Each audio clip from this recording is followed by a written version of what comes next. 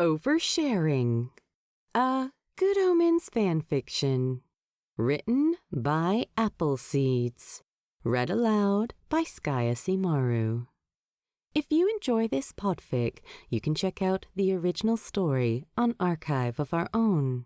If you would like to hear more of my recordings or see some of my own work, you can find me through the pen and screen name of SkyAsimaru. Oversharing. Summary. Crowley is helping to facilitate a corporate training day on Zoom and decides to try to find out more about one of the attendees, the insanely attractive Aziraphale Fell. Nobody ever has to know, right?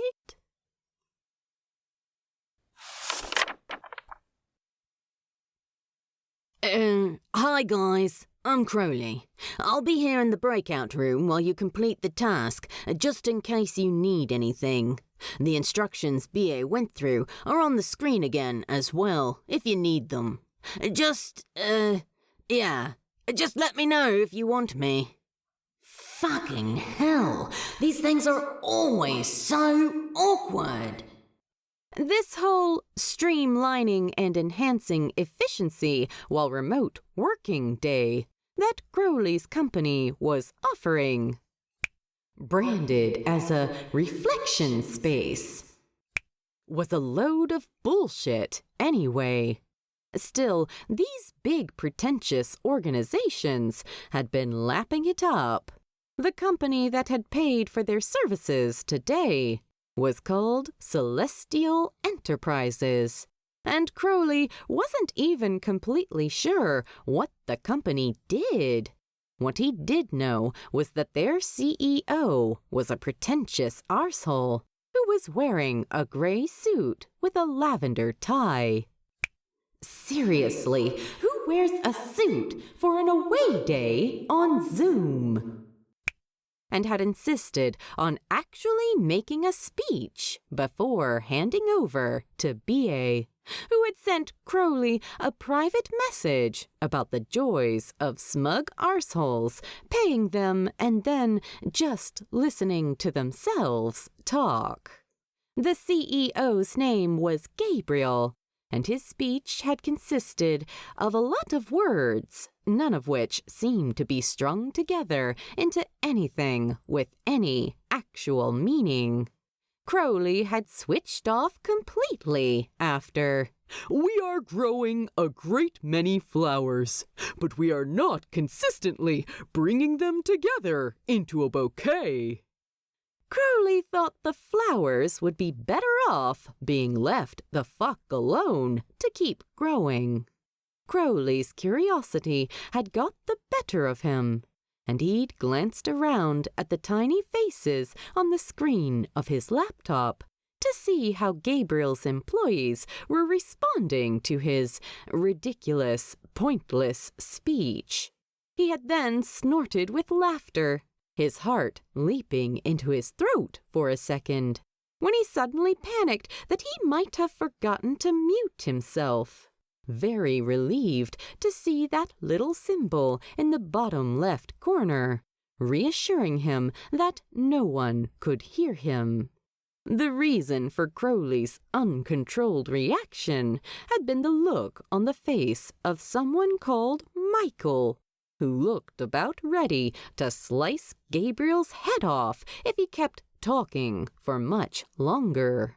The rest of the team had seemed equally unimpressed, staring at their screens with a sort of impassive rage, jaws clenched and eyes glazed over. All except one of them, that is.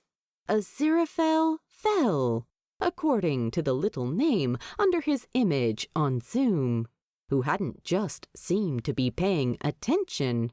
He'd actually been smiling. He also happened to be absolutely fucking gorgeous. And now he was in Crowley's breakout room. Crowley smiled to himself, as he kept watching Aziraphale while the group completed the pointless inefficiency identification task they'd been set. He was unfairly handsome, even confined to that tiny little square on Crowley's laptop screen. All fluffy blonde curls and bright blue-gray eyes, and adorable little smiles, his face lighting up every time he had an idea to contribute to the group, not to mention his incredible voice. Aziraphale had the kind of soothing voice Crowley thought he could very well listen to for hours, even if he'd wanted to talk about low-hanging fruit and bringing flowers together and navigating a shifting global climate without losing sight of core objectives during challenging times. Fuck me, he's so hot. Had this been an actual, real-life, in-person company away day that Crowley was helping to facilitate, he would have found an opportunity to have a little chat with Aziraphale during one of the coffee breaks, to find out more about him, hopefully even flirt a little bit. Crowley silently cursed the current situation, his stomach swooping when Aziraphale laughed softly at something one of his colleagues had said. Still, Crowley might not have been able to have a private conversation with Aziraphale, but that didn't mean he couldn't find out more about him. The group seemed to be getting on with the task well enough, and hadn't needed any help, and still had another 10 minutes before they had to report back to the main room. So Crowley opened up a browser window, navigating to the Celestial Enterprises website and typing Aziraphale Fell into the search bar. He clicked on the first result, grinning to himself as Aziraphale's staff profile loaded. He looked ridiculously hot in his profile picture, too. Crowley rested his chin on the back of his hand and started reading Aziraphale's profile. Apparently, he'd been with the company for a long time and was now their human resources manager. I'm a human resource. I'd definitely let him manage me. That made no sense. Crowley didn't care. Apparently, Aziraphale had overseen a series of successful equality initiatives, and the company had achieved some awards as a result. Crowley also learned that he had a degree in literature, was chair of the company's LGBTQ+ staff forum, and was the organization's leading expert in coaching using the Oscar framework. Crowley didn't know what that was, but still it felt good to have learnt something about the vision of divine gloriousness he had been staring at all morning. He clicked back to the previous page, navigating down to the second result of his search, a news article about Celestial Enterprises charity fundraising. Apparently, Aziraphale had been sponsored to eat as many grapes as he possibly could in an hour, and had ended up setting a world record. Impressive. Hello, Crowley. Crowley physically jumped, quickly navigating back to Zoom. Yeah, he said my name. Oh my God, he actually said my name. Yeah? Crowley mumbled articulately. I sent you a message in the chat, but I wasn't sure whether you'd seen it. Shit. Oh, sorry. I was just, hang on. Crowley opened up the chat, reading the message Aziraphale had sent him with wide eyes, his cheeks burning as his blood rushed to them, his stomach lurching and his heart pounding so hard it was probably about to either explode or just give up and stop beating entirely. Oh, fuck! No, no, no, no, no, no, no! Aziraphale Fell, Private. Hello, Crowley. I am so sorry to bother you, but was there something you wanted to talk to me about? Or have I done something wrong?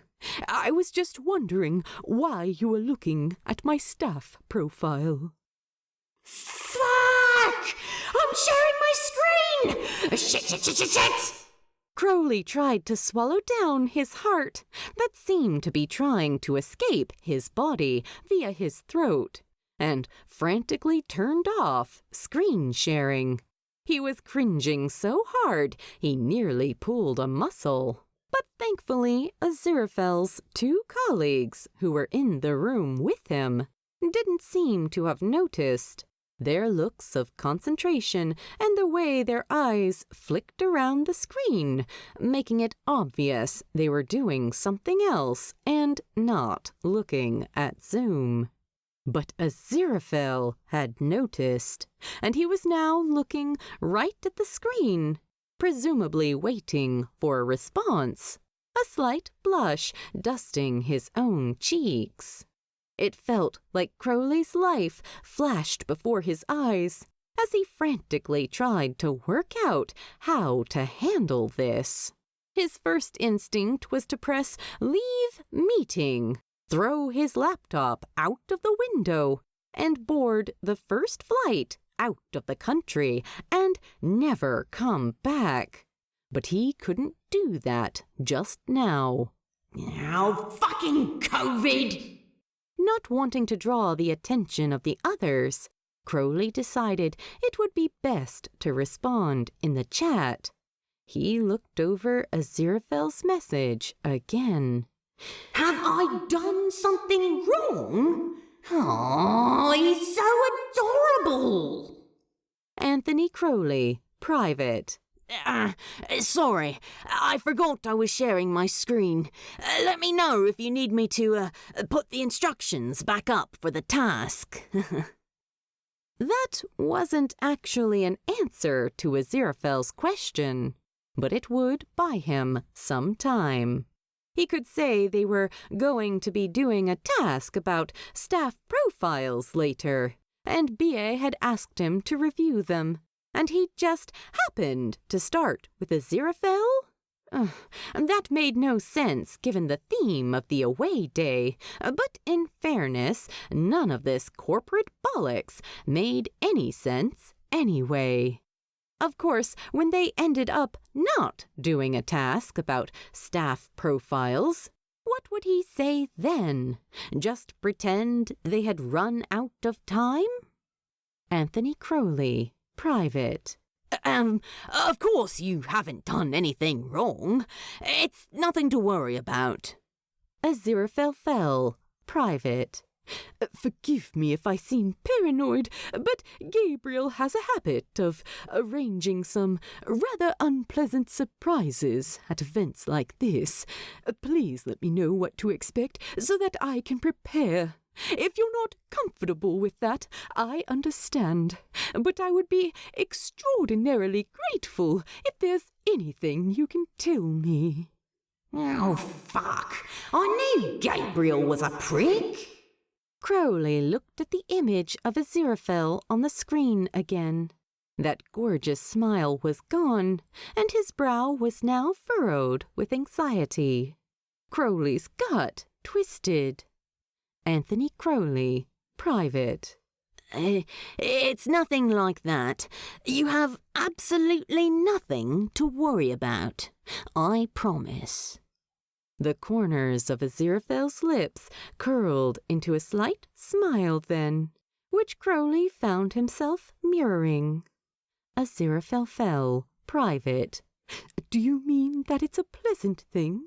Is Gabriel going to present me with the Celestial Achievement Medal this year? I've never won it before. Oh, fuck. Now Aziraphale was practically beaming at him, and he was so stupidly gorgeous it really should be illegal. There should at least be a warning, like the one that pops up when the host starts recording the meeting. There is an outrageously attractive man in attendance this meeting. Do you still wish to proceed? Oh, shit. Crowley really needed to fix this. Anthony Crowley, private.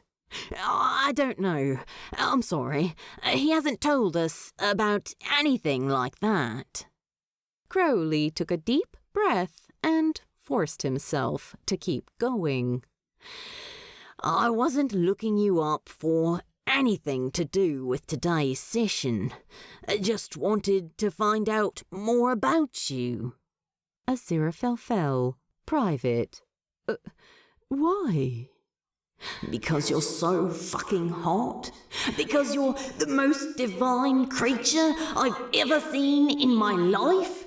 Because you're literally the only person I've seen on this godforsaken app since this whole thing began who has actually made me smile. Anthony Crowley, private. Yeah, I'm sorry. Under normal circumstances, I would have just talked to you in the lunch break. Aziraphale Fell, private.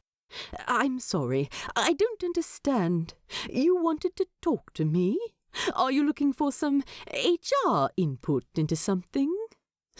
Yeah, some kind of input, maybe. Oh, God, don't say that. Right, this is it. Time to flirt. The circumstances are against me, but here goes nothing. Anthony Crowley, private. Maybe. I'm a human resource, aren't I?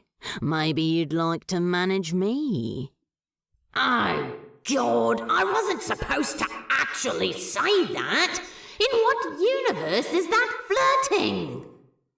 Aziraphale Fell, private. Oh, are you looking for another job? I can send you a link to our vacancies page, but I'm afraid Gabriel has frozen recruitment for the time being, until things return to normal. You could send a CV for us to keep on file, if you like. I'm sure Celestial Enterprises would be very lucky to have you. This guy really was the epitome of politeness. There was absolutely nothing he could be basing that assessment on. Crowley huffed out a long breath. Time to bite the bullet. Anthony Crowley, private. No, I'm not looking for another job. Honestly, I was just looking you up because I really like you. I think you're amazing. As soon as Crowley sent the message, he watched closely for Aziraphale's reaction, which seemed to go through a series of stages. First he just blinked and raised his eyebrows. Then he squinted and the lines across his forehead deepened. Aziraphale glanced up, looking straight into the camera and making Crowley's stomach do backflips. Then let out a long, slow breath. Crowley wasn't sure if any of that was a good reaction. No response appeared in the chat, and Aziraphale didn't appear to be in the process of typing one. Oh, fuck! Is he pissed off? Is he going to report me for being unprofessional? Anthony Crowley, private. Yeah, I'm so sorry. You just seem really nice. I didn't mean to make you uncomfortable. Do you want me to swap with one of the other facilitators? Crowley's leg jiggled anxiously up and down as he waited for a reply. Aziraphale's expression completely unreadable as he typed his response. Aziraphale Fell, private. No, that's all right. You don't need to do that. Crowley could hear Aziraphale's messages in his mind, in that ridiculously sexy voice of his, and wished the ground would just open up and swallow him. He'd been half hoping Aziraphale would say yes when he'd offered to swap with one of his colleagues. At least then he could run away and not have to deal with this situation anymore. A quick glance at his own image in the Zoom window revealed he was still blushing profusely, and he took a deep breath as quietly as possible in another hopeless attempt to calm his racing heart. Aziraphale Fell, Private. I mean, I would very much prefer that you didn't do that. I must admit I looked you up too, although I was rather more discreet about it. Crowley made an involuntary sound of indignance, and then flinched, hoping it hadn't attracted the attention of Aziraphale's colleagues. Their lack of response suggested not. Aziraphale chuckled softly. What a bastard! Aziraphale licked his lips, and Crowley watched as he started typing another message. Aziraphale Fell, Private. Watching you was the only thing that got me through Gabriel's rather lengthy speech this morning. I hope you don't mind. Crowley's heart fluttered, and he momentarily forgot how to breathe. Anthony Crowley, Private. Of course I don't mind. I was watching you too. Aziraphale Fell, Private. Had this been in person, we could have watched each other from across the table. Aziraphale glanced up, looking directly into the camera, and winked. Crowley's breath hitched, and he clutched the edge of his desk for support. Aziraphale Fell, Private. Please look at me. Crowley swallowed and looked into his camera, managing to smile despite the physiological turmoil he was enduring. Aziraphale Fell, Private. Thank you. Hello, my dear. Smiley emoji. Oh, fuck. That shouldn't be hot, but it totally is. I am so screwed. Anthony Crowley, Private. Hi. Smile emoji. Aziraphale Fell, Private. I wasn't able to find out too much about you, although I was very impressed with what I did learn. I'd love to find out more. You've already found my email address. Why don't you send me a meeting invitation for tonight so that we can talk alone? Seriously? Breathing? What is it? How do I do it? Fuck. Anthony Crowley, Private. Yeah, I'll definitely do that. Thank you. Aziraphale Fell, Private. Looking forward to it. Heart emoji. A broadcast message from BA appeared at the top of the screen, alerting the group that they had 5 minutes left to complete the task. Aziraphale shared this aloud with his colleagues, which reassured Crowley that they hadn't been looking at Zoom at all. Thank God. The group collated the ideas they wanted to present about reducing inefficiency and made a collective decision not to share their calculations of staff time savings were Gabriel to stop subjecting them to so many briefings and motivational talks. And soon the time was up. Right, we'd better go back into the main room now. Thanks, guys. Thank you, Crowley. Aziraphale said sincerely, looking right into his camera and smiling. "It's been fun." Then he winked again. Bastard! Crowley watched as the number of participants in the breakout room dropped. 4, 3, 2. Then he blew a kiss into the camera, a sly smile spreading over his face when Aziraphale gasped quietly and his cheeks flushed. Two can play at this game, Crowley thought, giving Aziraphale a wink of his own before closing the breakout room.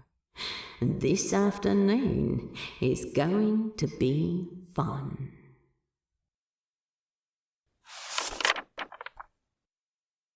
The end.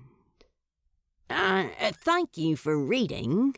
Please drop by the archive and let the author know what you thought of their work.